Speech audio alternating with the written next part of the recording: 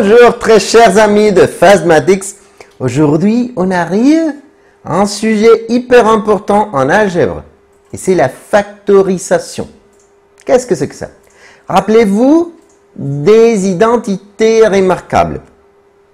On faisait une multiplication et on arrivait à avoir plusieurs termes. Maintenant, nous allons avoir plusieurs termes et on veut savoir quelle serait la multiplication d'origine. C'est-à-dire, de plusieurs termes, on va arriver jusqu'à un seul terme parce que tout va se multiplier. Et pourquoi factorisation? Eh bien, parce que chaque parenthèse, chaque partie d'une multiplication s'appelle un facteur. Alors, le premier cas de factorisation, c'est le facteur. Et pourquoi mon nomme? Eh bien, parce que nous avons quelques nombres et quelques lettres qui sont communs à l'expression algébrique d'origine qui vont nous servir comme partie du résultat. Mais voyons un exemple. En factorisation, il est fondamental de compter les termes avant de commencer. Alors, ici nous avons un terme séparé par un signe négatif d'un autre terme, séparé par un signe positif d'un autre terme. C'est-à-dire, nous avons trois termes. La question se pose, qu'est-ce que nous avons comme un nombre commun ou les lettres communes dans cette expression? Eh bien, on va calculer pour le nombre le plus grand commun diviseur. Rappelez-vous de notre vidéo qui parle de ça, on va le faire. On écrit le 62, le 93 et le 124. On les sépare par entrée et on va voir si on peut les diviser par 2. Bien sûr que le nombre pair peut se diviser par 2. Ça fait 31 et 62. Le 93, c'est un pair, alors on ne peut pas le diviser par 2. Ensuite, est-ce qu'on peut encore une fois diviser par 2? Oui, bien sûr, pas le 31, pas le 93, mais le 62 va être divisé par 2 et ça nous donne 31. Ensuite, est-ce qu'on peut diviser chaque nombre par 2? Impossible parce que ce sont des nombres impairs, mais par 3, pas le 31, mais le 93, oui. Parce que 9 plus 3, ça fait 12 et le 12 est dans la table du 3. Alors, le 31, c'est un nombre premier, on ne peut pas le diviser par 3, mais le 93, ça nous donne 31. Et le 31, pas possible.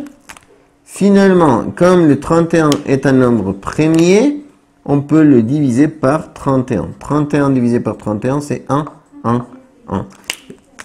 Et nous avons presque fini. Rappelez-vous que pour le plus grand commun diviseur, il faut regarder si toute la ligne a été divisée par 2. On va le mettre dans un cercle. Ici, c'est pas le cas. Ici, c'est pas le cas. Ici, c'est pas que toute la ligne a été divisée par 3. Mais ici, toute la ligne a été divisée par 31. Alors, le plus grand commun diviseur est 31. Pour les lettres, on va regarder quelles sont les lettres qui se répètent dans les trois termes. Ici, j'ai un X, un X, un X. Ah, alors le X se répète. Et quel est l'exposant que je vais mettre, le plus petit? Ici, j'ai un 3, un 2 et un 1. Alors, je vais garder le 1. Ensuite, on regarde que le Y se répète aussi. Je vais choisir l'exposant le plus petit. 2, 3, 2. Alors, je mets le 2. Finalement, le Z puissance 4, Z puissance 2, Z puissance 2.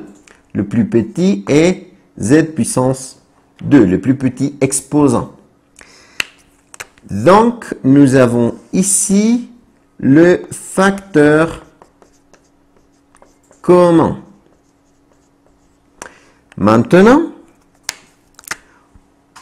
on commence avec un parenthèse et on va diviser chaque terme par le facteur commun. C'est-à-dire que nous avons un polynôme, 3 termes, qui seront divisés par un monum, un terme. Rappelez-vous que nous avons fait une vidéo où on divise un polynôme par un monum. On fait pareil.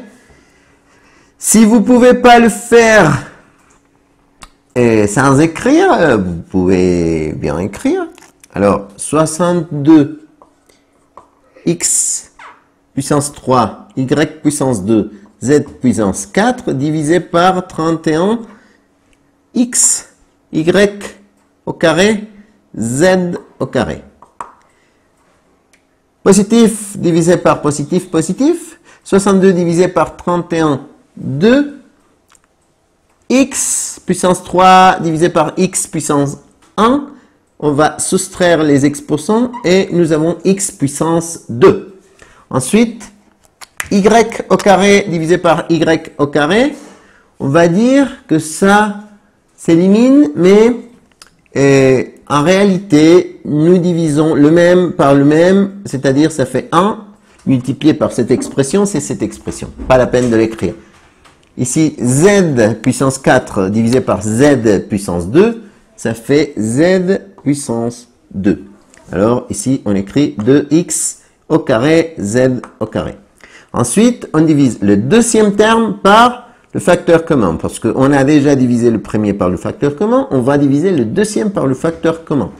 C'est-à-dire, moins 93 x au carré, y cube, z au carré, divisé par 31x, y au carré, z au carré.